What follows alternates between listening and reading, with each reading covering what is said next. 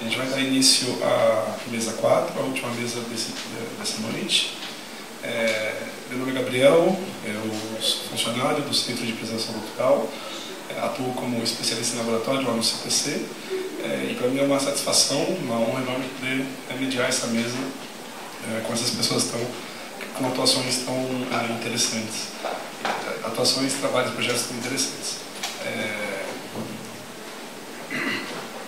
Antes de dar a palavra para os nossos convidados, eu vou só fazer uma breve fala. Eu estava pensando no contexto dessa mesa e das questões que a gente tem discutido, e eu estava pensando um pouco no que foi a década passada, os anos 2010. Eu lembro que eu comecei a década passada com uma enorme desconfiança sobre o campo do patrimônio. A gente começou aquela década com a notícia do despejo da população que morava na Vila Itororó. Foram os últimos momentos de um longo processo de expulsão das pessoas que estavam habitando aquele lugar já havia 40 anos.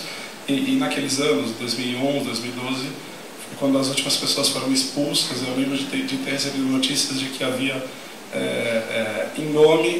supostamente em nome da preservação do patrimônio, as pessoas estavam sendo expulsas até na véspera de Natal, uma coisa do tipo. Então, comecei aquela década com uma enorme desconfiança com o campo do patrimônio, com o entendimento de que o campo do patrimônio era esse universo violento, agressivo, que desconsiderava vulnerabilidades, atuava no sentido de promover disputas e conflitos com um total distanciamento de uma perspectiva democrática e plural. E ao longo dessa década a gente foi, no entanto, percebendo a proliferação de novos instrumentos e novas possibilidades e novas políticas públicas que vieram não em função de uma boa vontade do mundo político, mas em função da mobilização, de uma intensa mobilização popular e de um recrudescimento de movimentos populares que estão atuando em torno de questões como patrimônio e memória. E foi um pouco nesse contexto em que eu descobri o caso de Perus. Por acaso, enfim, descobri o caso de Perus e a intensa mobilização que há em torno da reapropriação da fábrica de cimento de Perus e da memória em torno daquele bairro, feito por uma série de instituições, entre as quais a gente tem o prazer aqui de estar com um representante do Quilombac. Conheci uma figura que foi bastante importante, que foi José Soró, e o contato com esses movimentos populares, entre outros que estavam repautando o campo do patrimônio numa perspectiva, essa sim, democrática, plural, de baixo para cima, vem em consonância com o crescimento desses novos instrumentos políticos sobre os quais a gente vai conversar hoje. ZPECs, APCs, territórios de interesse da cultura e paisagem, enfim, o quanto que a gente pode se apropriar desses instrumentos, quais são as armadilhas em todos esses instrumentos, e o quanto que a gente pode se apropriar no sentido de construir de fato um patrimônio cultural popular, democrático e plural. Enfim, é uma enorme satisfação estar aqui hoje para conversar sobre esses assuntos. Eu já vou passar a palavra.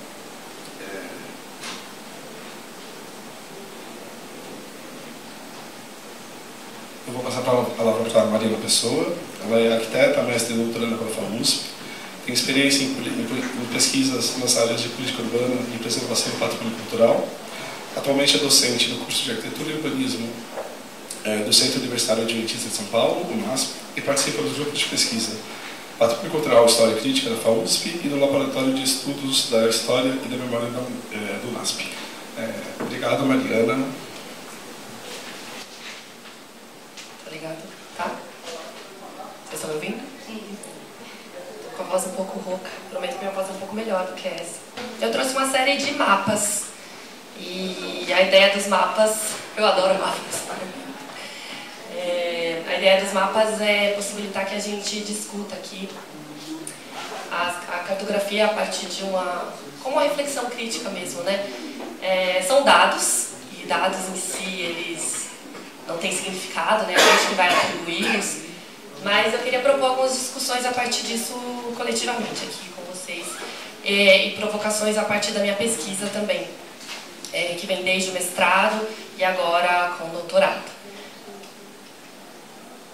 O mestrado foi defendido em 2019, chama Zonas de Conflito, Zoneamento e Preservação do Patrimônio Cultural em São Paulo, foi orientado pela professora Flávia Brito, e tinha esse recorte de 1975 a 2016, porque foi da construção da ASE 8200, a primeira zona especial de preservação cultural na cidade de São Paulo. O interesse veio, e aí eu vou linkar também com a nossa área de interesse aqui do seminário, né, dessa discussão aqui coletiva, veio porque eu já atuava com patrimônio cultural como arquiteta, né, na área de preservação, só que eu sentia que as ações eram muito pontuais e muito efêmeras, né? Elas tinham pouco impacto e esse impacto às vezes se dissolvia muito rapidamente. Então eu senti necessidade de olhar para a política pública, apesar de também ter encontrado uma série de dificuldades reconhecendo essas políticas, e quis olhar para além do tombamento em si. Então, existem outros instrumentos, eles podem ser alternativos, eles contribuem também para a preservação, que outras possibilidades a gente tem de mobilizar instrumentos que nos ajudem nesta defesa, né? Que deem algum tipo de resguardo, de proteção, ou melhor ainda, de incentivo para aquela preservação. Então, foi nesse ímpeto que começou a pesquisa, e o recorte escolhido foi justamente das zonas especiais de preservação cultural, que existem desde 1975 na cidade, através da figura da ASE 8200, que era uma zona que demarcou uma série de manchas. As manchas foram configuradas da forma como está aparecendo aí nesse mapa. Então não eram exatamente manchas, né? Eram pequenos pedaços, assim, um pouco desconexos, com variações de grau de preservação. Então alguns eram preservados, ou melhor, protegidos integralmente, outros eram mais por uma questão de ambiência, de volumetria, mas foi o que se estabeleceu ainda num recorte bastante reduzido da cidade nesse momento. E aí na pesquisa eu fui identificando que tinha bastante limitação essa forma de proteção naquele momento, mas já foi bastante significativo para muito do que sobreviveu na cidade de hoje, né? Foi formulada pelos arquitetos Benedito Lima de Toledo e Carlos Lemos. Eles deram um start, fizeram todo o estudo técnico, contratados pela Secretaria de Planejamento naquele período, que era, na verdade, a coordenadoria, chamava-se COGEP, e ele vigorou até o surgimento das EPEC, que são as Zonas Especiais de Preservação Cultural, que existem hoje, né, desde 2002, pronunciados no Plano Diretor de 2002. E o que me chamou a atenção nesse estudo, logo em relação à Bexiga, primeiro caso que me chamou a atenção em relação à Bexiga já tinha relação ali com a ASE 8200, né, que foi dos casarões ali da Rua Jandaia, que é objeto de estudo das pesquisas da Cláudia, que também esteve aqui mediando a mesa anterior. É um caso bastante emblemático, foi muito significativo na época, teve bastante repercussão. Aqui eu trouxe um mapinha mostrando ali, aquele é o distrito da Bela Vista, né, oficialmente reconhecido como Bela Vista, mas conhecido como bairro do Bexiga. Os arcos ficam ali naquele pontinho ali em cima, né, e eles eram ocupados, tinha um casario nesse contexto. O casario era protegido pelas 800, por essa zona de preservação, e por uma manobra política na época, para viabilizar essa alça de acesso para a 23 de maio, eles foram desprotegidos, né, num ato bastante autoritário naquele momento.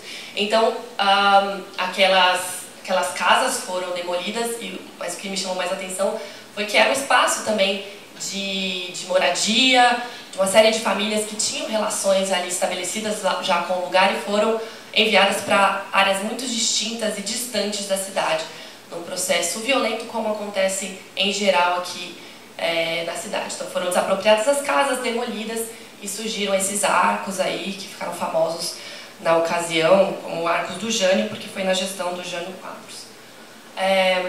E aí nesse contexto da pesquisa eu já me interessei pela região do Bexiga e vi como é uma área de muita efervescência e muita articulação, como foi mencionado na mesa anterior, né? Articulação de movimentos sociais e também de interesse por parte do mercado imobiliário. Então, é um território em disputa. Aí já surgiu esse interesse naquele período, então, de olhar como a legislação estava sobreposta nessa área, né? Como ela se colocava, que tipo de conflitos surgiam nesse contraste.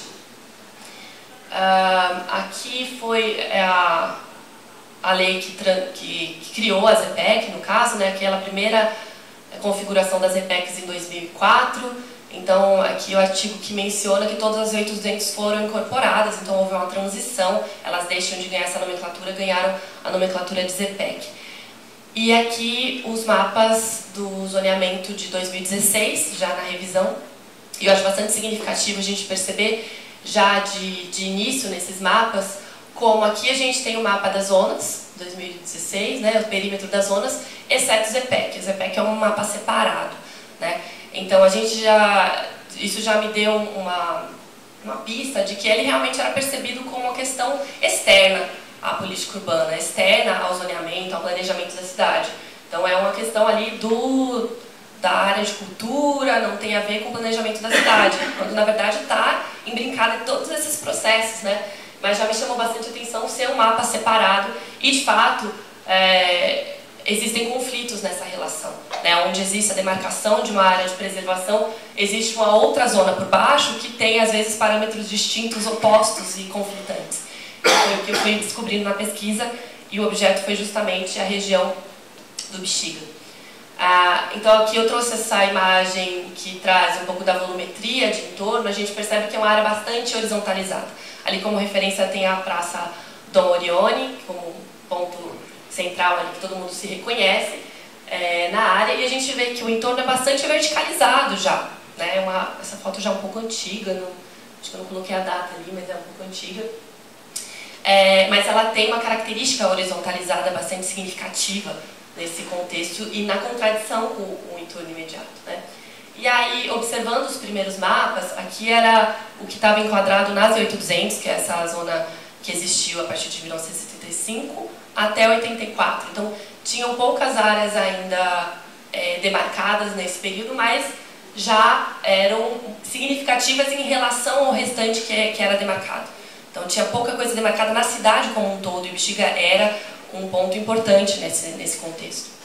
E aqui os bens enquadrados na ZPEC, que é essa zona que sucedeu às 8.200 até 2016. E em azul a gente tem a poligonal do tombamento de 2002. Então percebam como abrange uma grande área, né, desse território do distrito da Bela Vista, conhecido como bairro do Bexiga.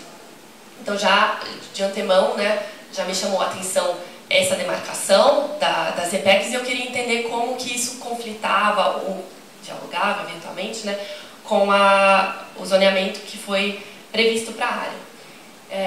Esse aqui também é um mapeamento dos bens tombados, que ele condiz com as ZPECs praticamente. Então tudo que é tombado vira ZPEC, né, em outras palavras mais simplificadas, só que não a área, ali só voltando, né, vocês percebam que a área envoltória ela não é contemplada, ela não é ZPEC. Então, nos bens tombados, só as ZPECs, só as edificações mesmas foram contempladas. Aí, e essa é a resolução de tombamento dali do Bexiga, e eu trouxe aqui em destaque essa parte só para demonstrar como o que foi estabelecido não é muito objetivo, né? São questões que abrem bastante margem para discussão.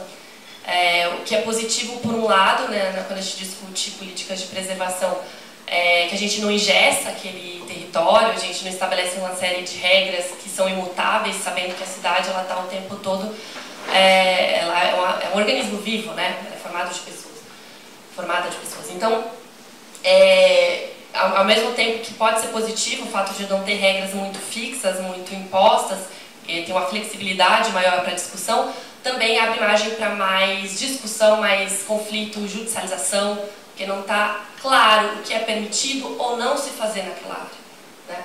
Então tem esses dois lados, né? Por um lado, abrir espaço para que isso seja para que seja reconfigurado com o tempo, mas também não te dá muita clareza no que é permitido ou não na área.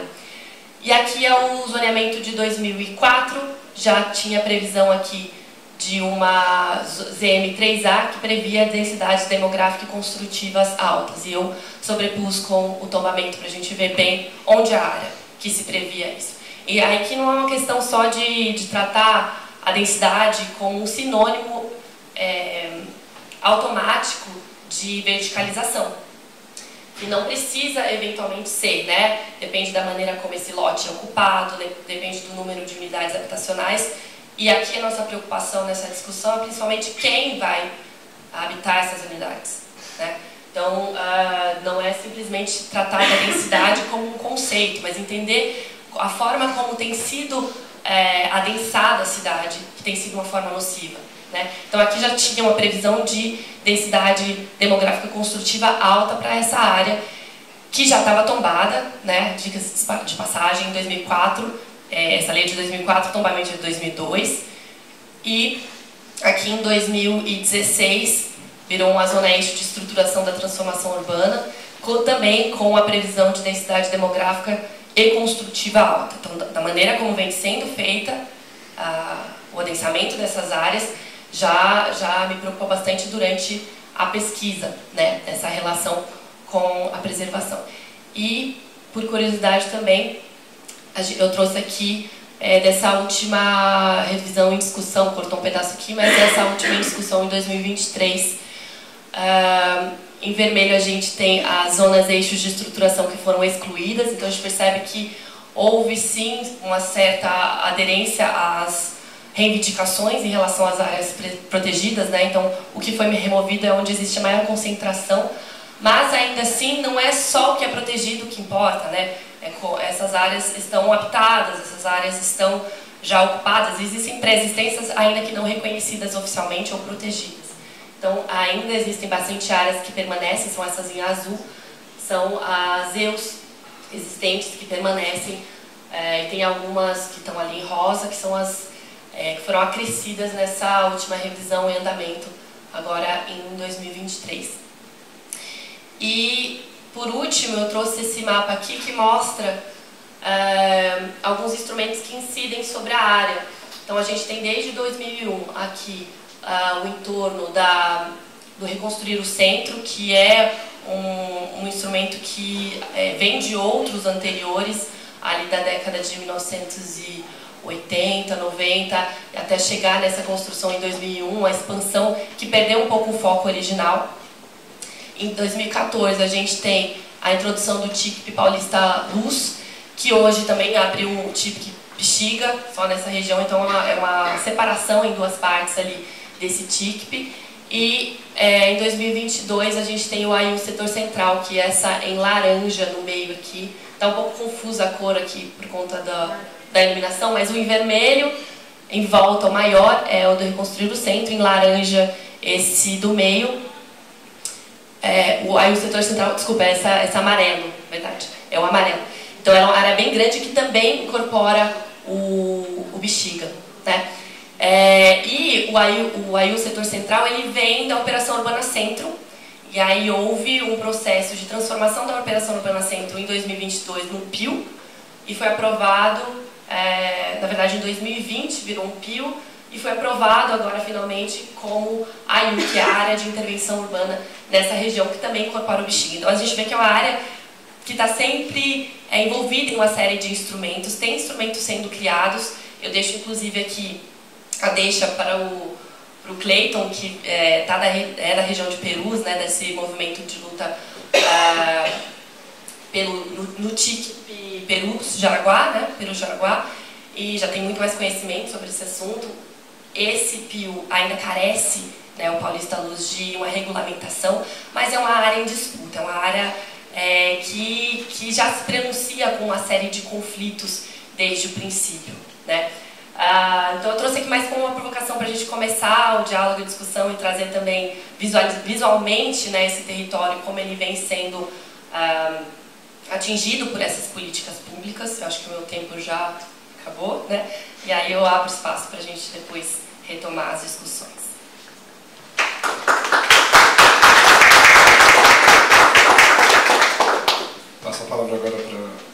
Daniele Santana. A Daniele é arquiteta urbanista pela Escola da Cidade, mestre e doutoranda em urbanismo pelo ProURB da UFRJ e tem formação em gestão de bens culturais pelo Centro Lúcio Costa. É professora do Departamento de Urbanismo e Meio Ambiente da Faculdade de Arquitetura e Urbanismo da UFRJ e vice-presidenta do IAD do Rio de Janeiro. Bom, boa noite a todos. Primeiro eu quero agradecer a CPC, a figura da Flávia, pelo convite, até porque vou fazer um retrospecto. O CPC acho que foi meu primeiro lugar de formação em patrimônio em 2003, acho que dos cursos de extensão. Eu entrei no patrimônio assim, muito ao acaso, totalmente, simplesmente porque eu precisava de um estágio que assinasse um papel e aí fui lá para o DPH. E aí nunca mais saí. E fiquei, porque o patrimônio faz isso com as pessoas, né? É sempre, nunca não, eu fui porque eu gosto muito. Eu sempre não fui, cheguei lá, caí, nunca mais saí, né? Então... E no caso ainda, o que é mais engraçado é que eu só fui porque o meu chefe na época do DPH, ele tinha sido baterista da Vange Leonel, não sei se alguém lembra dela, aquela cara da Noite Preta. E aí eu falei, nossa, eu sou fã da Vange, vou trabalhar para ele. E cá estou. Obrigada, Vange. Bom, enfim. Então, antes de falar um pouco, né, de bexiga entre territórios, fragmentos e imagens de controle, sobretudo o que o urbano quer dizer, eu vou contar uma anedota, vocês já viram que eu gosto de contar algumas, mas para explicar um pouco de onde eu estou falando e do porquê que eu estou falando sobre o urbano enquanto prática de preservação, ou a dimensão patrimonial do urbano, ou o urbano enquanto patrimônio, né? Então aqui são só alguns mapas, foi na verdade do meu mestrado, também falei da Bela Vista, então tem ali ó, Z8200 e depois sobreposição de uma série de perímetros, né? Então na verdade assim, tanto até essa imprecisão do campo do patrimônio com Z8200, ZPEC, tombamento, TICP, ela também se... de uma certa forma, ela se reflete na própria imprecisão do que é o Bexiga e do que é a Bela Vista, quando a gente olha esse monte de perímetros e que nenhum deles, na verdade, ele quer ali, eles não significam o mesmo território, né? Então esse território ele é sempre ressignificado de uma forma diferente, com contornos sempre não muito claros. E isso, na verdade, parte até de uma certa imprecisão do que a gente entende como o bairro do Bexiga, como o território do Bexiga, como o bairro da Bela Vista e como esses territórios eles vão se entrelaçando em torno de, na verdade, apropriações que são completamente desiguais, né? Então, quando a gente vai olhando para todos esses perímetros, eles só mostram como esse emaranhado complexo, né, de apropriações sociais, eles são desiguais, se mostram de uma forma muito desigual. Então, falando agora da anedota, né, eu entrei então no DPH por conta da Vange Leonel, isso na gestão Kassab, e aí fiquei lá no DPH e depois, quando entrou o Haddad, eu fui para o Compresp, que é o Conselho de Patrimônio. E aí no Conselho de Patrimônio era um momento, assim, eu acho que quem viveu São Paulo no momento em que o Haddad ganhou, depois do Kassab, foi aquele momento assim de grande empolgação com a legislação, e com a legislação urbana, com uma série de regulamentações que vieram a ser realizadas, então tanto nas secretarias, Secretaria de Saúde, Secretaria de Habitação, Secretaria de Urbanismo, Secretaria de Licenciamento, a própria Secretaria de Cultura, todo mundo tem interessado em territorializar as políticas urbanas, as políticas públicas de modo geral, né? Então, eu também, assim, nossa, muito feliz e vamos lá, vamos fazer revisão de lei, regulamentar. E aqui só assim um pouco desse momento de 2014, da revisão do plano diretor, porque com esse espírito, né, bem positivista, assim, que tem que aparecer na lei, se tiver no plano diretor os nossos direitos vão ser garantidos, então foi esse momento em que A Flávia também estava, várias pessoas ali em torno ali do Nabil, que estava, né, nesse momento relator do plano diretor, o pessoal do TIC, Piperuso, o Euler, assim, muita gente interessante, interessada, discutindo essas políticas, e isso é o que vai, então, para o plano diretor, que é uma grande vitória, porque até então o plano diretor, o anterior, que já tinha, né, já estava vencido já há muito tempo, ele não trazia praticamente nada assim dessa. Então você tem uma série de capítulos nesse plano diretor, o capítulo que fala de saúde, o capítulo que fala o de moradia se ampliou enormemente, o de cultura, que aparecia muito pequeno, só falava de ZPEC no plano diretor de 2004, em 2014 aparece, imagina, falando de uma política de proteção de patrimônio, um sistema de patrimônio cultural, um território de interesse da cultura e da paisagem. Paisagem, assim, se aparecia era só CPP, não lembro agora, acho que CPPU, enfim, de paisagem, né? E aí, também entendendo quando começa a rodada, a segunda rodada de revisão desse plano diretor, se nos anos 80 o José Gonçalves, ele falava de uma retórica da perda, para falar até da dinâmica do próprio discurso, né, de proteção do patrimônio em nível nacional, naquele momento, o que a gente estava vivendo agora, aqui na cidade de São Paulo e também em outras cidades, é praticamente uma retórica da ausência, né? Então, diante da ausência de diversos outros instrumentos urbanos para lidar com a paisagem, para lidar com a garantia de direitos fundamentais, então garantia de direito de moradia, direito à cultura, de acesso à cultura, o patrimônio ele acaba sendo então incorporado como bom, então esse grande local, principalmente também por ser uma instância em que você tem um conselho que as pessoas podiam falar, né? Então as reuniões do Compresp elas passaram a ser abertas, então esse foi também uma grande revolução, eu acho, no recebimento dessas demandas, né? Então, muito bom.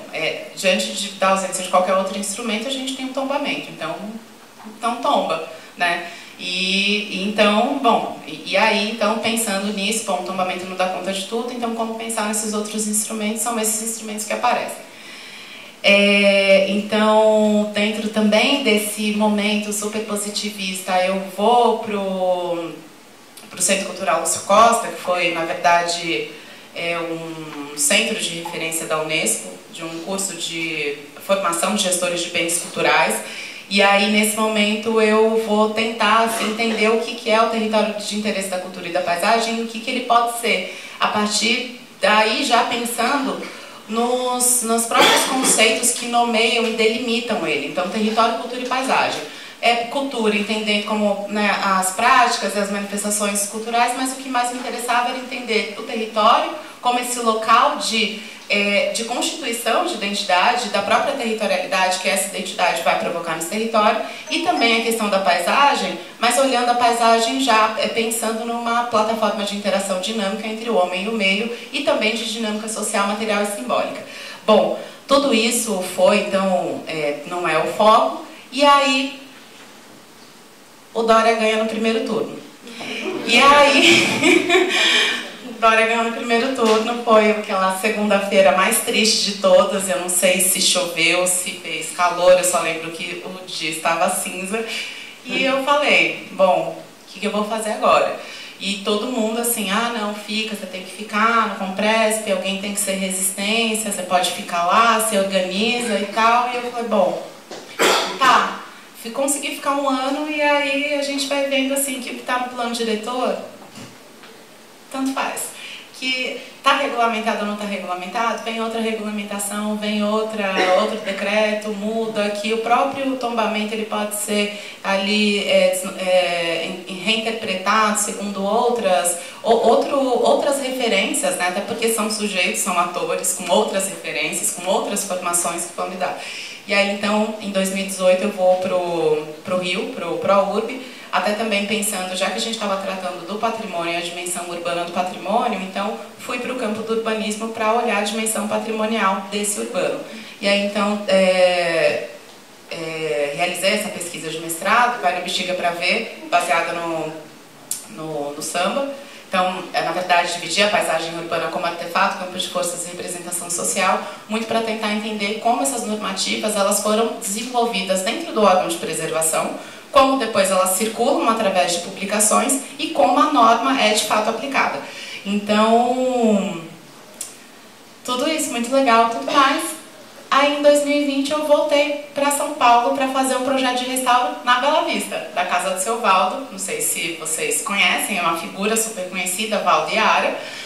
E falei assim, bom, de Bela Vista eu entendo, vou fazer esse projeto de restauro. E aí o projeto de restauro foi financiado com a TDC, que é Transferência do Direito de Construir. Então, na verdade, assim, dentro do número, né, grande número de imóveis tombados na Bela Vista, esse é um caso assim, muito raro, porque eles têm a documentação toda em ordem, em dia, não estavam devendo nada a ninguém, então puderam acessar esse benefício. Só que assim, benefício. Não é tão benefício, porque tem as questões contraditórias da própria legislação, que é o fato desse potencial construtivo ter ido para Pinheiros, e que hoje tem um movimento de Pinheiros agora brigando pela... Mas a gente tem que lidar com contradição o tempo inteiro, a cidade é contradição, o campo do patrimônio é contradição, enfim. E aí, fomos lá. O que ele conseguiu de recurso foi muito pouco, porque o lote é pequeno. Então ele conseguiu, sei lá, 100 mil reais, né, para fazer a obra de restauro como um todo. E eu e a Mariana, na minha época, era minha sócia, a gente falou assim, não, vai dar para fazer, tem que fazer. E aí então a gente começou a olhar e conversar com eles para entender o que eles queriam, porque a gente não queria fazer um projeto de restauro que sai na revista como é e como tá. Né? Então, e com a cor patrimônio, esse amarelo. E aí, bom, eles estavam vivendo numa situação bastante precária, né? Então aqui fiação exposta, uma série de problemas dentro da casa. E a gente falou assim, bom, vamos começar, a gente faz primeiro a rede elétrica e a hidráulica. O que sobrar a gente faz o telhado, porque tem, né, cai água. E o que sobrar de tudo isso a gente faz a fachada. E vamos lá. E aí a gente falou assim, mas como a gente defende? A gente defende que no processo de tombamento está falando que um dos objetivos do tombamento é a manutenção da população residente. O que a gente está fazendo é a manutenção da população residente, então vai todo mundo aprovar. Não.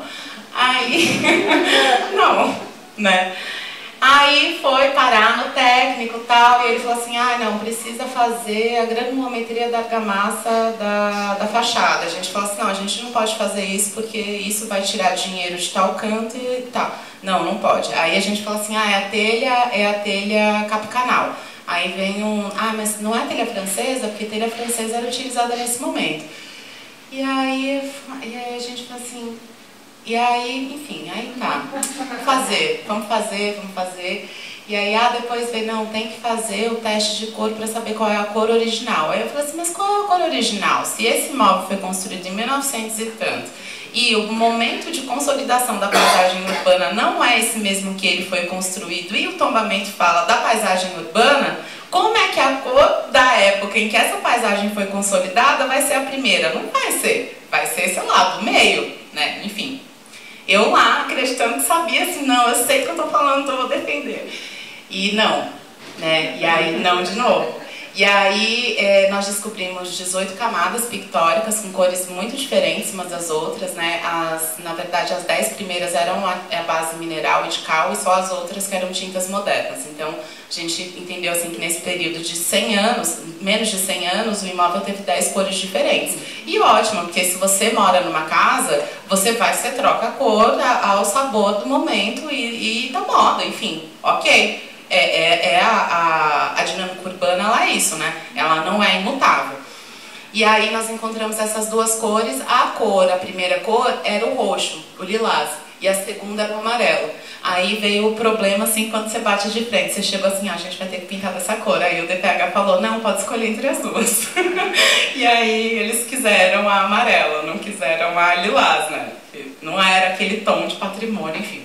E aí, desse processo, que ficou muito claro é que a gente estava falando de tombamento urbano, ele estava falando de um tombamento que em tese é urbano, mas a gente não estava falando da mesma coisa. Porque o patrimônio que eu estou falando não era o mesmo patrimônio que ele está falando, e o tombamento que eu estava falando não era o mesmo tombamento que ele estava falando. E aí, desse ponto, voltando, né, o meu grande apreço, assim, às palavras, o que elas querem dizer e os conceitos, foi entender que quando a gente fala de patrimônio, a gente não fala a mesma coisa. A gente não fala. Então, se a gente fala do monumento, a gente não está falando a mesma coisa, que uma pessoa tem uma formação, que é um ator social cheio de referências outras, ele não é a mesma coisa que eu estou falando, que a Mariana está falando, que o Fofão vai falar. Não é.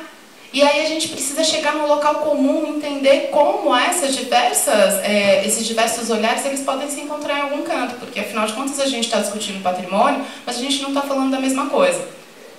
Então, é daí que vem agora toda a minha pesquisa desde então, tratando da historicidade das palavras, né? E entendendo também quem são os atores que estão em cena. Então, quem fala, quando fala e como fala. E atores, também entendendo que os atores eles são institucionais, ou seja, eles são pessoas, não é o compresso que fala, é o técnico que recebe o processo, é o técnico que analisa o processo. Não é a academia, são atores e sujeitos dentro da academia. Então, quem são esses atores, quando eles surgem, o que eles estão falando e para quem eles estão falando. E também, olhando em retrospecto, a gente olhar naquele momento do plano diretor, que a criação de novas palavras, de novos instrumentos, ela na verdade estava mascarando o não enfrentamento do que estava sendo dito. Porque era o não enfrentar o que é patrimônio urbano. Então eu penso em território, eu penso em paisagem, eu penso em área de interesse, eu falo de zona especial, mas eu não falo de patrimônio, porque a gente não está enfrentando o que é patrimônio que está sendo dito. E aí, assim, eu vou precisar de um pouquinho, eu vou finalizar super rápido.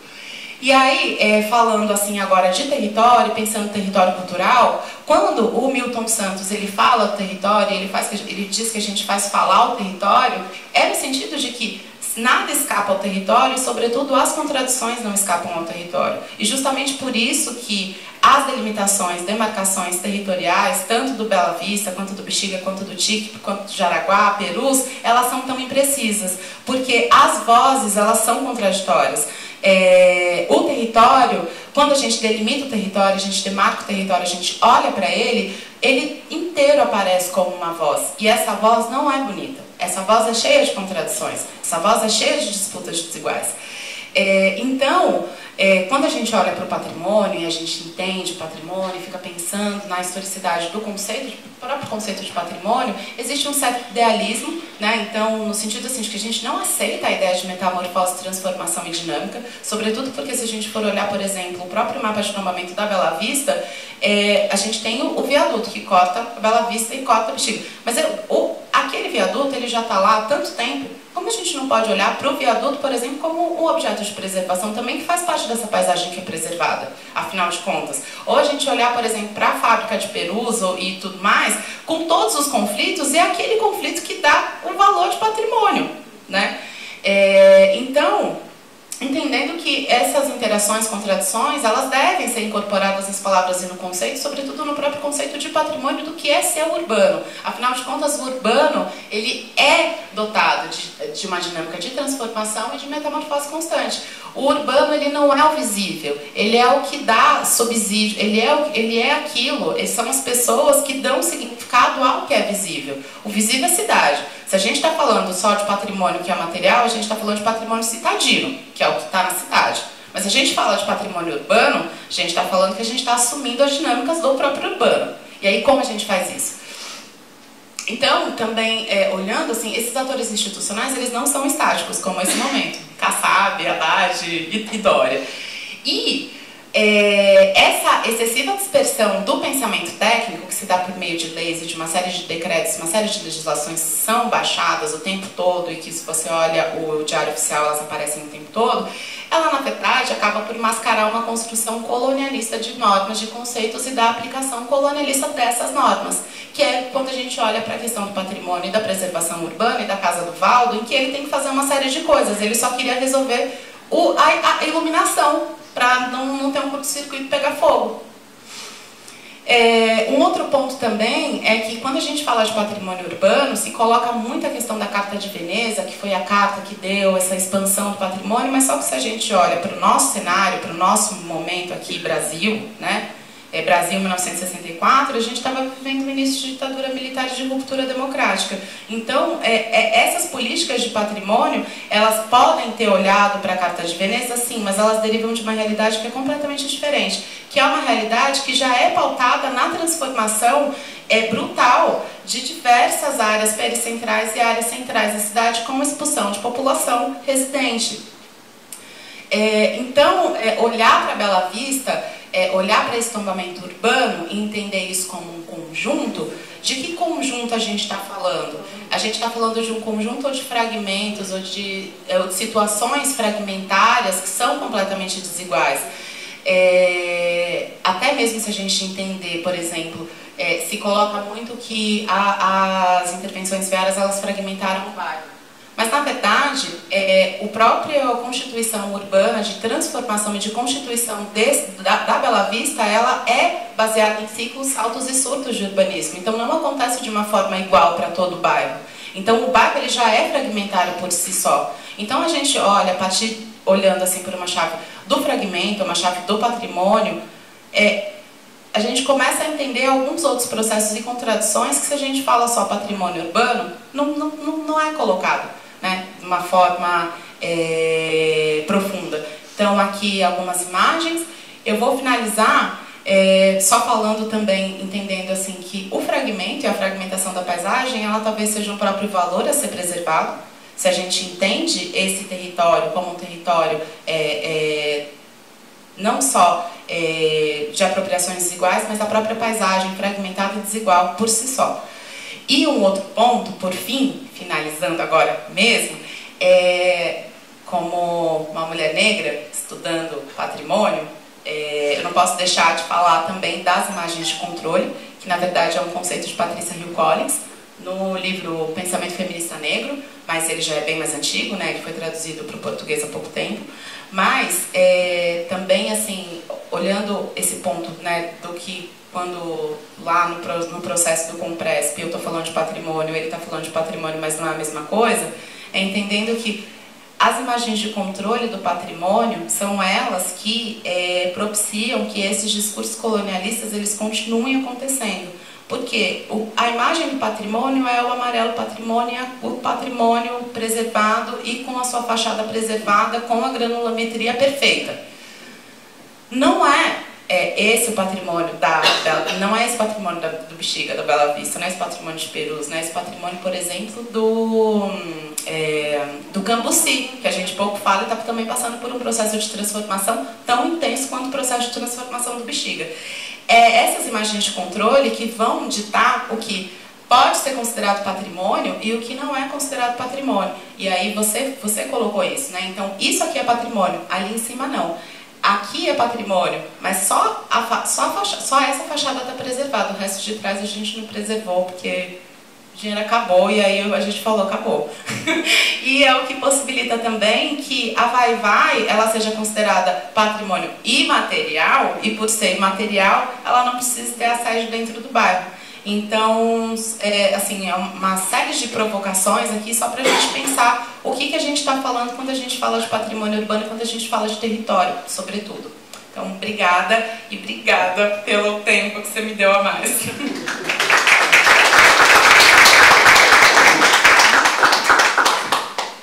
Eu chamo agora o Cleiton Ferreira, conhecido como Fofão. Cleiton é especialista em gestão cultural pelo Centro de Pesquisa e Formação do SESC, cofundador da Comunidade Cultural Combach em 2005, onde ele atua como gestor de relações interinstitucional.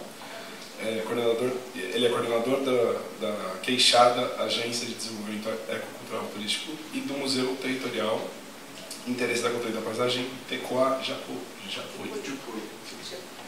Obrigado. Boa noite a todos, a todas e a todes. Agradecer aí mais uma vez o convite, de poder compartilhar um pouco aí do que a gente vem desenvolvendo lá no nosso território, né, que vem do conceito aí de construção de uma tecnologia social, que é a nossa, que a gente desenrola lá, que é a civirologia. Quem conhece? Salve, mestre Sorol. Civirologia, se a gente tem, a gente faz, se não tem, a gente faz do mesmo jeito. A gente se vira, mas não deixa de fazer. Esse é o conceito que a gente pratica todo dia nesses territórios vulneráveis, né, para a sobrevivência. Então a gente está sempre na criatividade e construindo possibilidades de desenvolvimento, porque infelizmente se a gente esperar do poder público não vai acontecer, gente. Isso é fato, a gente vê as periferias aí mais vulneráveis, né, e a questão de desigualdade aumentando ainda mais. Então a gente vem nessa proposta aí de construir possibilidades, né, trabalhando aí a questão da sensibilidade das pessoas, de entender o lugar de morada, né, entender o que está fazendo ali, independente da vulnerabilidade, mas ali é o seu lugar. Nós lá do bairro de Perus, Jaraguá e Anguera são bem bairristas, então nós somos peruenses mesmo. A gente defende a causa de ser sujeito periférico, né, como o Tiaraju traz, e a partir daí assumir esse sujeito periférico, transformar esse lugar de morada em possibilidades de desenvolvimento local, né? Então a gente vem nessa proposta de estudo do território de interesse da cultura da paisagem desde 2011, né? Junto aí com o professor Euler, a Comunidade Cultural Quilombaque e o movimento de reapropriação da fábrica de cimento, que é um movimento histórico que tem mais de 40 anos, desde a luta dos queixadas. Ele já colocava essa possibilidade de transformar a fábrica de cimento de Perus num centro cultural do trabalhador, em um espaço de memória, né? Já passou o período desses operários, já fizeram as passagens e a gente continua nessa luta herdada aí, né? Porque ali é um território de luta, sempre nesse processo constante de tentar lutar contra essas gestões que sempre quer empurrar as coisas ruins para as periferias, né? Lá a gente já sofreu 30 anos com o lixo de São Paulo, né? O lixão Bandeirantes. Depois teve o processo de querer construir outro lixão do lado. Acho que pela lei isso não é mais eles querem fazer, né? Vai sempre atropelando esses processos.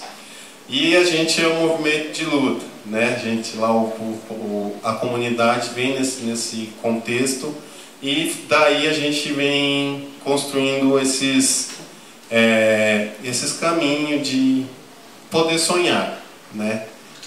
Processo de encantamento e possibilidade de poder sonhar em um lugar melhor de morada para a nossa comunidade. Então, desde 2011 a gente se debruça na possibilidade de pensar caminhos para a melhora de moradia e desenvolvimento local sustentável na região. Então, sempre teve o estudo dos 3 eixos, que era a fábrica de cimento, a ferrovia Perus-Pirapora e o Parque Anguera.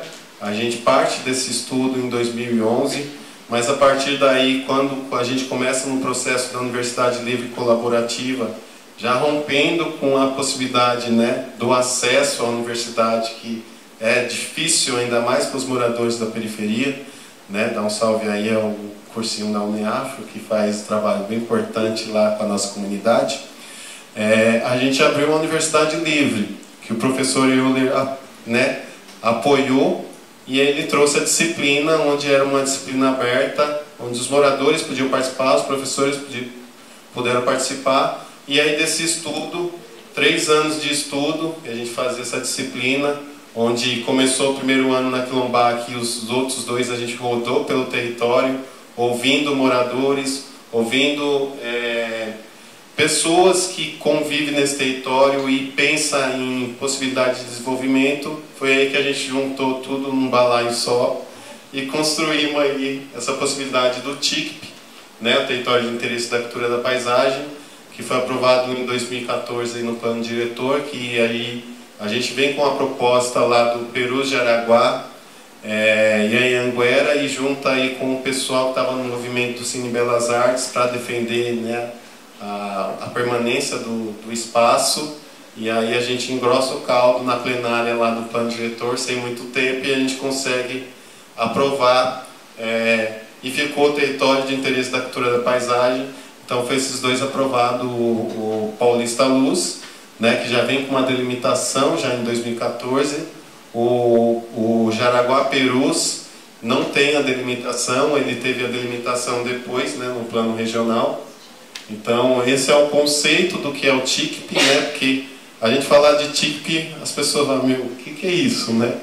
Então a gente fez o quê? Mapeamos todas a potencialidade, né, e a capacidade do território na questão cultural, ambiental, educacional, o afetivo, os patrimônios, as memórias, todo esse balaio de potencialidade, porque infelizmente isso é invisibilizado nos territórios periféricos, né, que a mídia já passa as coisas ruins. Então a gente está trazendo o outro lado, as coisas boas, né, como diz Consciência Humana. A periferia também tem seu lado bom, né?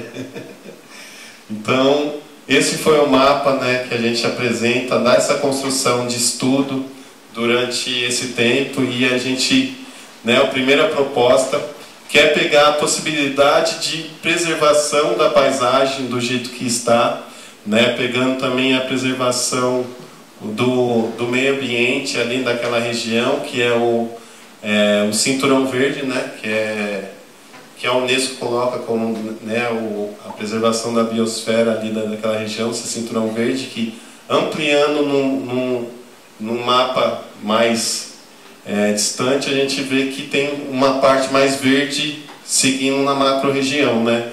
Mas a gente pega dentro da cidade de São Paulo porque nós estamos discutindo a cidade de São Paulo, mas a gente está fazendo um estudo da bacia hidrográfica do Juqueri, então que começa aqui e vai até, né, Mariporã.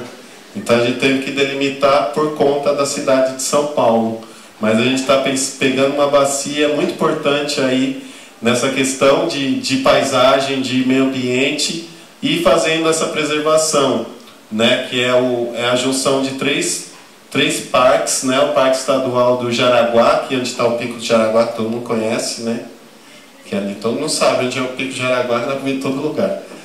O Parque Municipal Anguera, que é o maior parque da cidade de São Paulo, né, e a franja da Serra da Cantareira, fechando esse cinturão.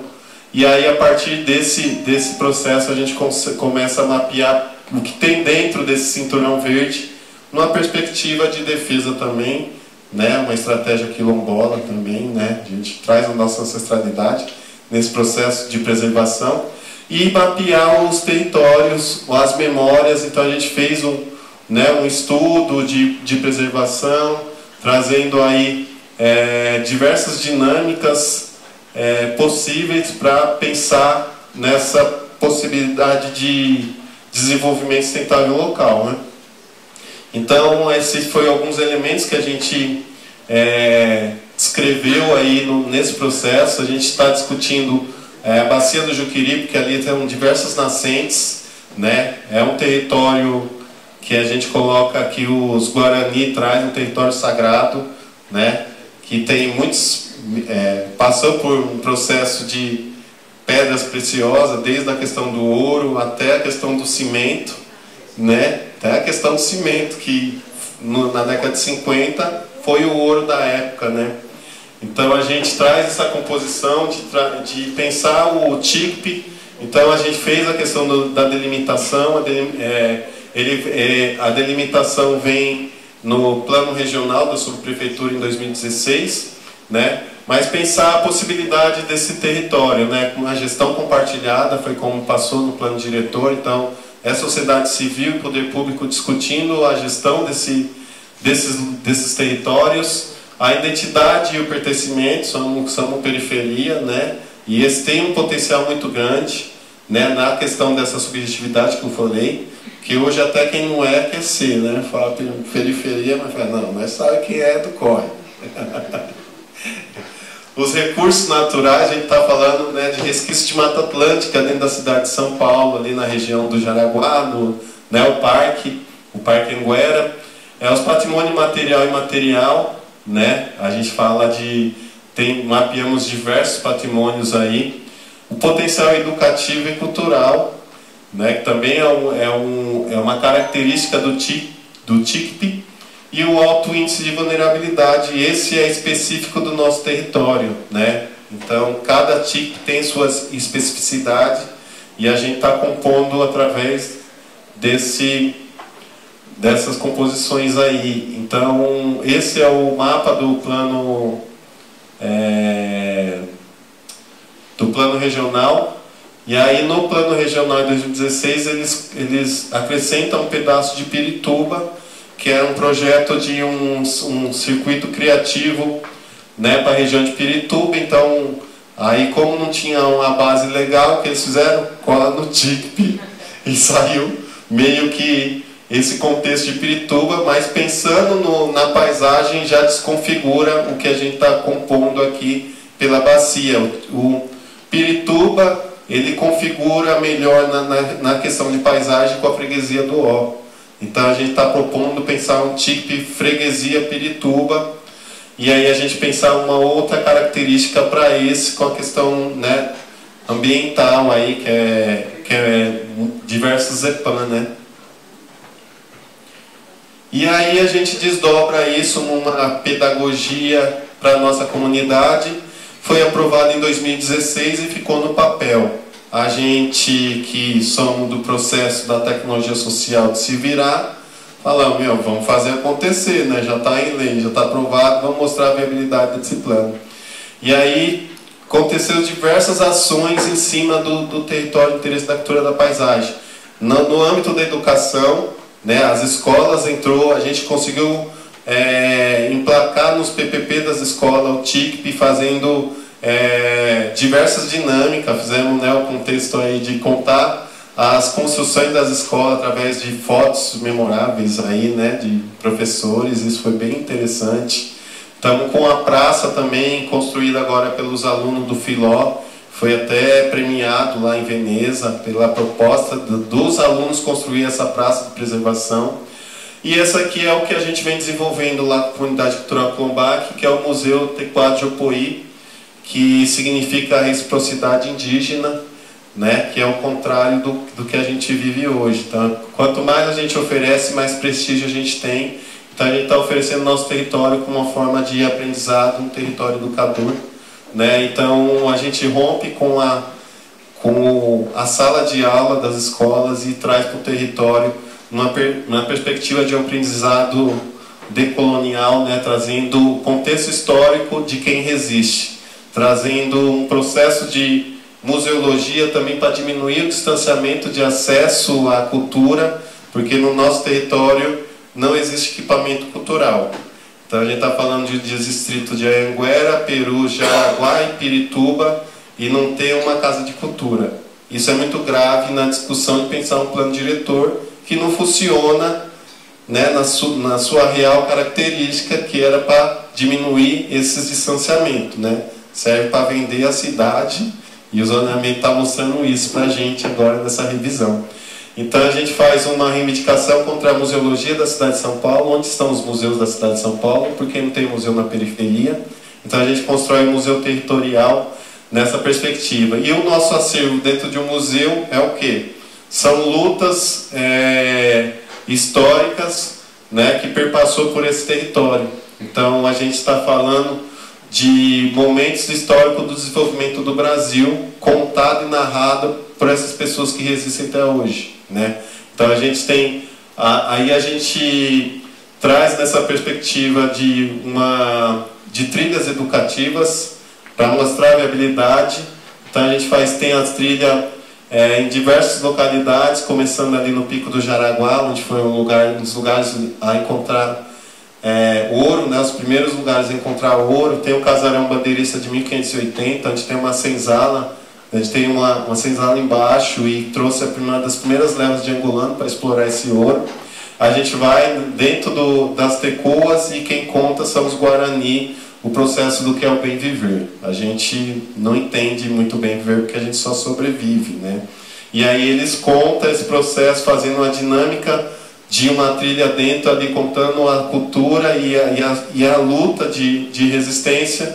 A gente passa pelo Casarão e sobe no Pico de Jaraguá, e aí entende a emergência de pensar uma proposta de diminuir o impacto do que está vindo para o nosso território. Ali você vê a selva de pedra avançando para essa região e, infelizmente, vai diminuir muito a parte verde, porque a gente está discutindo contra o capital e isso é uma ideia criativa que a gente tem de diminuir o impacto que vai ser, né?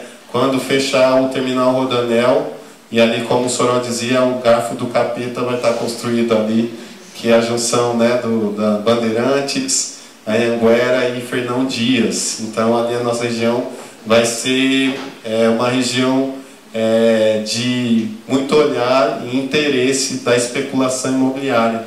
Então, a gente faz essas trilhas educativas, aí alguns séculos depois a gente tem a construção, né, da highway, e aí tem o ramal da Perus Pirapora, que são Marias Fumaça com bitola de 60. A gente tem um dos maiores acervos de Maria Fumaça bitola de 60 lá na nossa região. Até o trem das 11 de Adoniran está lá com a gente, porém está lá no tempo. Muito triste ver, podia construir um museu de locomotivas, onde o passeio podia sair da estação de Perus e permear todo esse... É muito legal o passeio lá, tem 4 km recuperado. A gente tem a fábrica de cimento histórica, que foi construída em 1924, 1926 ela é ativada e o bairro começa a ter uma população vinda. Já vou acabar. E aí a gente tem a luta histórica dos Queixada, né, a maior greve de operários, a greve de 7 anos. E aí a gente adentra essa história contando isso. Tem também o momento histórico aí da época da ditadura, né, que tem a Vala Comum de Perus, onde foi encontrado 1.049 ossadas, em um processo aí de perseguição. Então foram 49 pessoas que estavam sendo reivindicadas aí pela comissão dos mortos desaparecidos políticos, mas no nosso questionamento, essas 1.049 são de presos políticos, né? Porque aí na identificação foi para a Unicamp, para o cemitério do Araçá, até entrar na Unifesp, e aí nas análises a gente tem o surto de meningite, que o Estado tentou esconder, achamos 5 militantes políticos, mas a maioria são de jovens em desenvolvimento que foi morto pelo Esquadrão da Morte, porque ser subversivo na época era ser estudantes de movimentos sociais contra a gestão daquela época, mas você ser preto, indígena e travesti, você também era morto e era considerado subversivo. Então são provas reais do genocídio. A gente está no contexto de estudo para dizer sim, né, a gente tem prova de um país que é um país racista, né, e persegue até hoje num processo que a gente vive uma ditadura velada, né. Hoje a perseguição é dos nossos jovens negros de periferia, né. E aí tem o conceito de pensar desenvolvimento sustentável local. A gente tem a Comuna da Terra Mão Aberta, porque falar em desenvolvimento a gente tem que falar da alimentação. E aí isso com a alimentação saudável para o nosso território, na perspectiva de pensar a agricultura familiar e a reforma agrária, sim, né?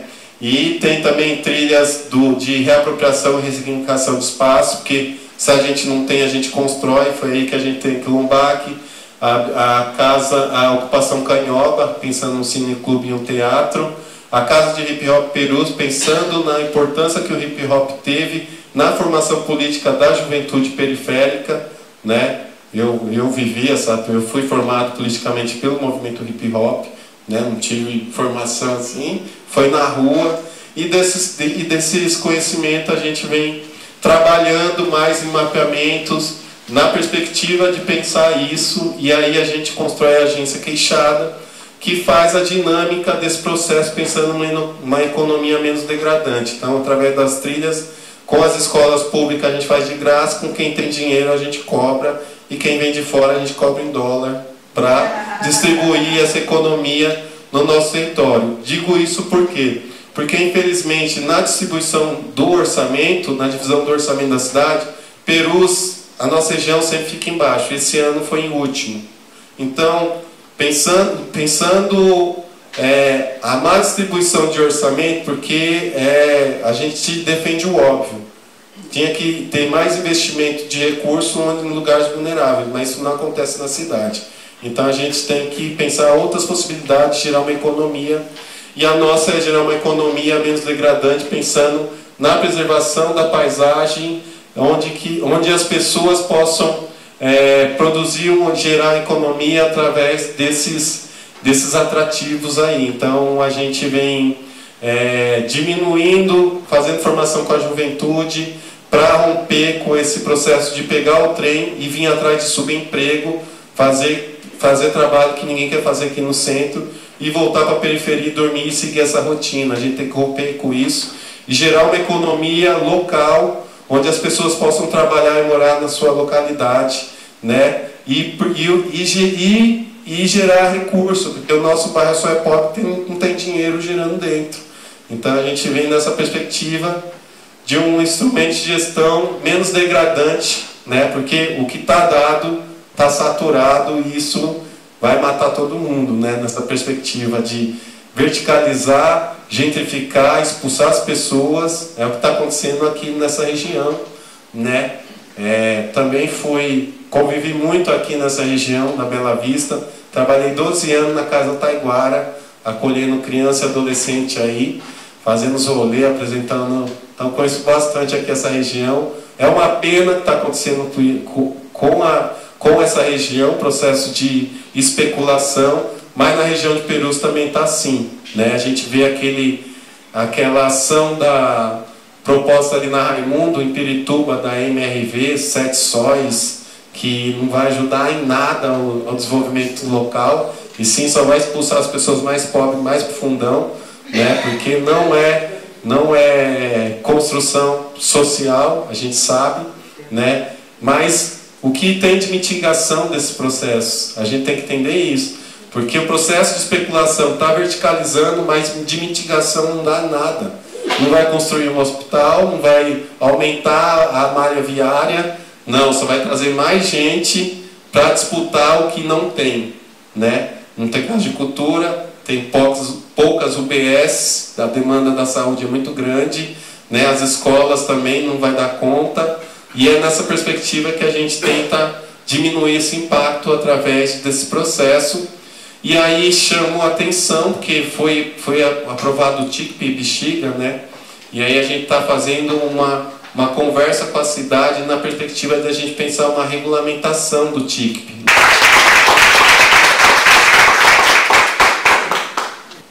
Legal, valeu. Comentar aqui, falar do finalzinho, né, que o Fofão trouxe. Não, só para comentar que lá no caso do Bexiga, a gente, que eu falei, né, no começo, uma parte do artigo que cria o TICP, eles copiaram e colaram da emenda que a gente trouxe, que é a parte que racializa. Outra parte não foi discutida com o Saracura Vai-Vai, né? Pode ter sido discutido com outras pessoas. E pra gente tem um ar assim de que não era o que a gente queria, justamente porque a proposta que a gente estava fazendo era uma proposta de regulamentação, que colocava limites no processo construtivo, né? E a gente conheço bastante tempo, né, essa experiência de vocês, e acho ela fantástica, mas lá a gente estava pensando numa estratégia de objetiva nos elementos, não, né, nas diretrizes construtivas. E aí agora você está falando de regulamentação. O que você acha que precisa regulamentar? O que precisaria regulamentar no TICP para... O que são os pontos principais, assim, para ele ser efetivo? Não para ele ser efetivado, porque vocês já estão efetivando, né? Mas para o poder público aí tomar responsabilidade. E aí eu queria entender por que o amarelo é a cor do patrimônio. Okay? Eu ia falar outra coisa, mas vou pegar o final da apresentação da Gisele. Quando eu levantei, tá falando? Não vou falar não. Quando eu levantei, eu vi aqui a bolsa da Tata, está escrito Mulheres no Front, né? E eu tinha pensado no começo, enquanto você falava, a Carolina Maria de Jesus, no final do quarto despejo, está lá a informação lá no rodapé, né? Da Movimento Universitário de Desfavelização, né? Só que em seguida veio 64 e aí tudo aquilo que tinha virou um oco, né, sem perspectiva e tal. E aí quando você falava, Fofão, a gente foi vendo várias coisas, né, foi muita coisa que foi compartilhado. Aí a questão desses trilhos, né, e aí vem a questão da pavimentação, de asfalto, estrada, tal, aí está colocando do inferno, que vai ser a junção dessas 3 rodovias, né, e aí já tem MRV verticalizando, né, e aí vai virar valor, né, e aí vai ser um grande problema, né. E aí tem a história do espaço enquanto território de luta, de união pelo bem-estar, bem viver, que é a nova formulação atual. Mas a minha indagação é juntando tudo isso e pensando em termos de soluções já colocadas aí. Por exemplo, o Copan, né? O Copan foi feito pelo Niemeyer, mas não reivindica porque onde está o Bradesco era para ser, se não me engano, uma praça tal. Então a gente passa ali, República, sobe Ipiranga, e viria a beleza, aquelas curvas do Copan. Mas tendo aquele prédio ali na frente, não vê aquela beleza. A gente vai para Brasília, é que me impressionou muito, e alguns prédios você vê, passa por baixo dele, você vê o outro lado. Então o pé direito alto, né? Então, em termos de idealizado, as soluções estão aí, né? Em termos de construções, em termos de bem-estar e tal. Então, a minha indagação é como que a gente, da pergunta inclusive da mesa anterior, né? Como que a gente se articula em termos do bem-estar efetivo, né? Nós não vamos para Marte, não vai para a Lua, vai ter que ficar aqui. A Tata esteve aqui no COP27, perguntei para ela agora há pouco, você vai para o COP28? Eu falei, não vou dessa vez e tal. Mas a gente tem que ir para essas COP, né? Porque a solução está na questão do meio ambiente. Então, como é que a gente faz isso, né? Dialogando com médio e longo prazo, mas já, digamos, dialogando com aqui e agora, no sentido de estar mudando a correlação de força na Câmara Municipal, onde decide, né, a questão dos 60% a 70% de analfabetos funcionais que tem que votar pelo sim e pelo não, para não votar contra si mesmo, né? E aí o potencial é imenso, né? De beleza, de turismo, né? De agricultura orgânica que já está aí. É muita coisa potente que já está rolando, né? E como fazer isso rolar de forma articulada, orgânica, né? E que os moradores possam ser, digamos, gestores do processo, né? E não objetos, né, da especulação. Como é que você chama? Mariana. Mariana, eu vi uma propaganda, né? A minha mãe é adventista, né? Então veio lá o Novo Tempo, eu vi o NASP, né? E vi um programa lá, deixa eu ver, acho que é Emaús, que é aquele coisa da igreja, tá? E está lá em Barueri, que é um grupo de arquitetos da UNASP, que vai dar assistência para as pessoas de baixa renda, elaborar seus projetos e tal. Achei muito interessante. Acho que vai ser lá, acho que é a região de Barueri, que vai ser o piloto e tal. E a minha indagação é o seguinte, a UNASP, na questão da arquitetura, aí tem a questão do Mackenzie, a questão da FAUSP, tem o pessoal universitário vai estar chegando agora, né? Então, como que a gente faz para que esses novos arquitetos estudantes, tem a questão das cotas, né, a questão da participação de negros e negras, né, nesse processo, como fazer para que eles não sejam reprodutores dessa especulação urbana do arquiteto no seu objeto, né, nesse processo, para a mão de obra, a inteligência dele não ser mais uma questão opressiva. Né? E a UNASP, dada a formação religiosa, eu acho que é uma questão indagante, né? Mas você está aqui nesse espaço, eu acho que é questão de progresso, né? Então, a indagação é por aí. Só queria comentar também como aqui no Bexiga até o Lara, o pessoal do relator do plano diretor, usou um pouco essa coisa, né? Nas emendas tinha uma proposta ligada à moradia também, às ex, considerando o Bexiga. E aí um pouco tinha uma resposta assim, não, mas a gente já deu TICP para o Bexiga. Foi uma coisa que nem foi muito conversada com eles. E é interessante que eles usaram um pouco como uma carta, isso vai ser regulamentado depois. Então acho que é uma conversa muito importante, só para reiterar que é uma conversa muito importante essa regulamentação geral, para a gente pensar o que vai ficar para ser regulamentado nos territórios, né, locais. E para dar um exemplo de como isso está em disputa, assim, acho que muito boas todas as falas nesse sentido, que é, e também dialogando com o que a gente falou na mesa passada, assim, o possível caráter conservador também, né, que pode, dependendo das apropriações do patrimônio, que é agora, depois de todo esse acúmulo de debate sobre o Bexiga Negro, dessa visibilidade dessa questão, agora está rodando na prefeitura um projeto proposto por uma iniciativa independente, como fala isso? Uma doação de um projeto de uma empresa propondo uma coisa de valorização do Bexiga como uma pequena Itália, depois de tudo que está em discussão, como uma pequena Itália, propondo uma linha de bonde, e aí com uma visão, e o que é curioso nessa disputa, que tem uma visão, você pensar de território, a princípio está pensando em conjunto urbano, usando a ideia de patrimônio, do casario, então é uma disputa central para a gente agora, juntando com a mesa anterior. E aí a dificuldade para a gente aqui vai ser como conseguir disputar que a gente consiga usar esse instrumento tão em aberto para juntar patrimônio, questão social, questão racial, instrumentos que provavelmente a gente não vai conseguir exatamente colocar dentro, mas que a gente consiga colocar ao máximo, que a gente sabe que tem limitação no tombamento da prefeitura, por exemplo. Acho que tem que usar esse espaço, né? Mas é só para... É tão bonito no SPTV, imagina.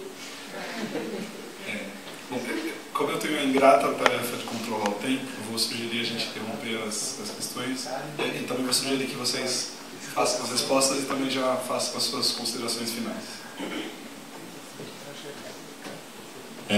Sobre a questão de... essa proposta que a gente traz é uma proposta de encantamento, gente. Vocês ficaram encantados com a proposta? A gente consegue deslumbrar a viabilidade disso, né? Mas sabemos que a gente enfrenta o capital, né? Isso aqui a gente já está exercitando, mostrando que é possível ter um lugar turístico dentro da cidade de São Paulo, porque a gente sai daqui da cidade, conhece outros lugares que se mantêm por conta da memória, né? A gente vai em vários lugares e a gente está tentando construir isso na periferia, uma possibilidade de pensar esse desenvolvimento local sustentável, menos degradante, né?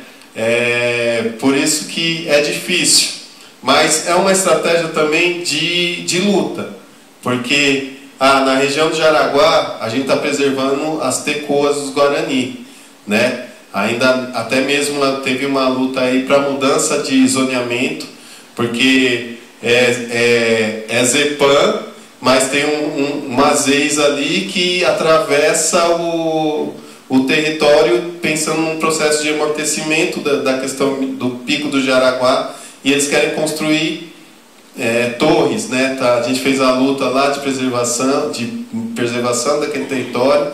Agora tem um projeto, uma placa da Coab do lado dos empreendimentos da Tenda. Então são 11 torres, olha que louco. Pensando no processo de território, de zoneamento, né? Tudo tinha que ser Zepan, né? Mas não, tem um corte, que é um pedaço que eles pegam, então de muro com a aldeia tem um processo de muito louco, entendeu? A cidade de São Paulo. E é dali que eles começam a ocupar mais partes verdes, né? Então de muro tem aldeia, e aí eles não pensam, né? São conflitos de zoneamento, né? Então são áreas indutoras, né? Então vai vir muita gente, não tem preservação nenhuma para a preservação do resquício de Mata Atlântica que tem ali. Então a luta é mudar esse zoneamento, que acho que vai ser difícil, está judicializado, né?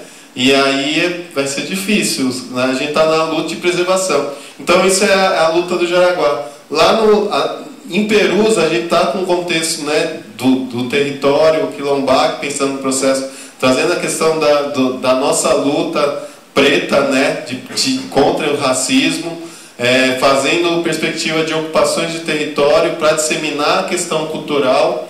Na Anhanguera a gente tem assentamento do MST, a Comuna da Terra, que foi ocupado em um processo de organização dos moradores também, porque ali naquela região ia ser construído lixão não, pinicão, que eles iam raspar o fundo do Rio Pinheiros e ia jogar naquele território. Foi aí que a gente juntou e o movimento ocupou e permanece há 21 anos. Estamos sofrendo com o quê? Com a privatização da Sabesp, que pediu reintegração de posse desse território depois de 21 anos, produzindo alimentação, porque eles querem passar esses terrenos para terceirizada sem ter conflito. Então, a nossa luta de perspectiva de território foi juntar os movimentos sociais em permanência de menos impacto possível dessa região, porque a gente está falando de locais sagrados para os Guarani, que foi com a expansão da cidade, eles foram encurralados no Pico do Jaraguá, onde tem a menor tecoa demarcada, e ainda estão pedindo um processo de desmarcação desse território, né? E ali tem dentro da tecoa, de um lado passa a rodovia Bandeirantes, do outro é Anhanguera, meu. É muito cruel o que fazem com os Guarani aqui no Jaraguá. E isso a gente tem que cuidar, né? A gente tem que fortalecer essa luta. Como a gente tem que fortalecer a luta do MST na perspectiva de pensar a alimentação saudável distribuindo para a nossa comunidade, né? A gente, ainda mais agora, né? Tem um processo passou um projeto de lei aí do agrotóxico, né? E sabemos que o que acontece, né? Vai na feira ver fruta de todas as épocas, lá bonitona, vistosa, mas que terra fértil é essa, né, gente? Não, a gente está se envenenando. E a gente precisa pensar nesse processo de alimentação. Então aqui foi juntar lutas, né? Fazer mais o processo de regulamentação vai fortalecer essa luta, porque vai ter como é uma gestão compartilhada e é intersecretarial, né? Secretaria da Educação, Cultura e Meio Ambiente, vai ter que investir recurso nesses territórios, né? A gente tentou passar na saúde, mas na época de 2014, até hoje, né, é difícil furar a bolha da saúde na perspectiva de pensar outras possibilidades, né? Então, a regulamentação, e esse é específico, né, nessa perspectiva. Então, por isso a gente tem que pensar, estudar, gente. O que é bom para o território do Bexiga no processo de regulamentação que proteja, né, o interesse da comunidade, né? O que é interessante lá na Fazenda da Juta, que foi um movimento de ocupação do território, e eles estão na perspectiva de construir, já vem construindo aí possibilidades, já vem desenhando e mapeando o TICP Fazenda da Juta.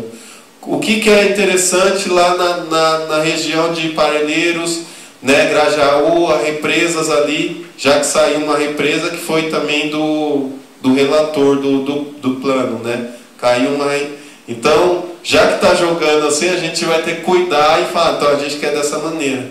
Porque se a gente não correr com o processo de regulamentação pautado na perspectiva dos moradores, vai vir um vereador e vai enfiar um projeto de lei lá de regulamentação qualquer, e isso vai em votação, aí já era. Aí a gente perde uma construção coletiva, né, de um estudo de mais de 10 anos, a gente vem fazendo isso, né, pensando possibilidades, gente. A gente gosta de pensar possibilidades, porque a gente já é fardado à negação, né? O que eles querem para nós é a miséria. Por isso que esvazia os recursos das periferias. Quer ver a gente morrer mesmo, gente. E isso é uma maneira de pensar outra possibilidade, e aí a gente tem que ocupar esses lugares de decisão, né?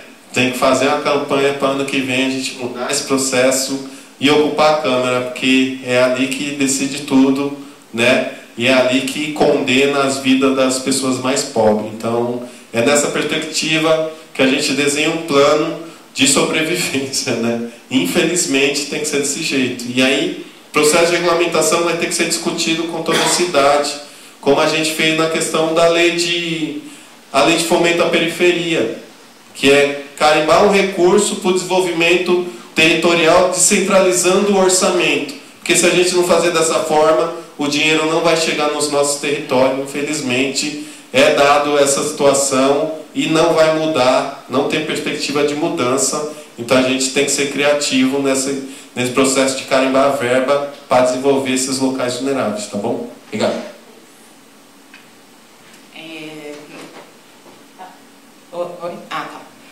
Não, o amarelo patrimônio é uma piada interna do patrimônio, mas que ela revela muita coisa, que é o seguinte: quais são as tipologias que são mais tombadas, então são institucionais, determinado período, e que tem essa cor, assim, meio amarelo, meio pastel. Então, no fundo é isso, assim. Então é mais assim, mostrando como também quem são os patrimônios, quais são os patrimônios que são mais tombados, os que são elevados a patrimônio e os que não são, que são deixados de lado nesse processo. Então, só isso. Acho que nosso tempo está bem no fim, né? Só finalizar. Aproveitando só a deixa aqui também da fala do Cleiton, nesse momento de articulação e de regulamentação do TICP, acho que é muito importante estar atento a essas sobreposições com outros instrumentos. Vocês que estão se articulando com o movimento, vocês perceberam ali na junção, né, com o zoneamento é cartesiano. Ele te diz exatamente quanto pode fazer, o que pode fazer. Então ele tem regras muito específicas e abre muita margem quando exato, o TICP ainda está muito aberto, né, precisa ser regulamentado. Então ele precisa ter seus contornos mais definidos, porque precisa ter projeto, exato, para que nesse contraste, né, para que quando as duas coisas se sobreponham, não abra margem para tantas contestações, porque daí, né, quem vai fazer o empreendimento, poxa, ali esse instrumento não deixa muito claro o que eu posso e o que eu não posso fazer nessa área, mas o zoneamento diz que eu posso construir um prédio de 20 andares, então eu vou lutar na justiça para conseguir isso, porque eu tenho espaço, eu tenho uma lei que me diz que eu posso. Né? Então, o instrumento precisa encontrar seus contornos e ter um pouco mais de clareza, até para ajudar nesses processos, que os movimentos consigam se apropriar desses instrumentos para se proteger. Né? Eu acho que tem que estar muito atento a essas conexões com outros instrumentos também. E a pergunta final, como é que é o seu nome mesmo? Adão. Eu estava com o nome na cabeça, mas não tinha certeza que eu não vou errar. Adão, obrigada pela pergunta também. Eu sou professora no NASP, é uma instituição que fica no Capão Redondo. Ela está lá desde 1915, então ela é bastante antiga. Ela foi inclusive tombada pelo patrimônio também por sua atividade ali há bastante tempo, mas é uma instituição bastante fechada por sua raiz religiosa. Né? Então foi interessante essa sua observação. A gente tem um escritório modelo de arquitetura social que está tentando fazer esses projetos e como fazer com que eles olhem diferente, né, para o papel social deles enquanto arquitetos e urbanistas é o nosso grande desafio. Até se entenderem como sujeitos dentro desse território, que é bastante vulnerável, é difícil. A gente percebe que muitos alunos têm uma ideia de ascensão social com construir edificações de alto padrão. Então é esse o sonho, eu quero ser um arquiteto que vai fazer esses prédios de alto padrão. Eu não quero fazer um arquiteto que vai trabalhar com regularização fundiária ou com arquitetura social. Não é o interesse da grande maioria. Mas nesse processo de trabalhar, de se reconhecer no território, de ver as vulnerabilidades, muitos deles vão se sensibilizando também para a própria situação do entorno imediato. E a gente percebe até no trabalho final de graduação que a maioria dos trabalhos já são voltados para uma busca de melhoria social no seu entorno. Né? Então, acho que vai muito dessa questão de internalizar o território como parte deles também, encontrar esses conflitos, e é um trabalho de formiguinha mesmo, porque dentro da instituição não tem tanta abertura para isso, eu confesso. Então, é isso. E agradeço aqui a oportunidade também de falar e de estar com vocês, discutir um pouquinho disso. Agradeço ao CPC também pela organização desse evento. Obrigado, Mariana. Obrigado, Daniela. Obrigado, Fofão. A gente vai encerrar a mesa de hoje. Agradeço a todas e todos. E amanhã a gente se vê lá na casa do Dona Yaya às 5 horas. Obrigado, gente.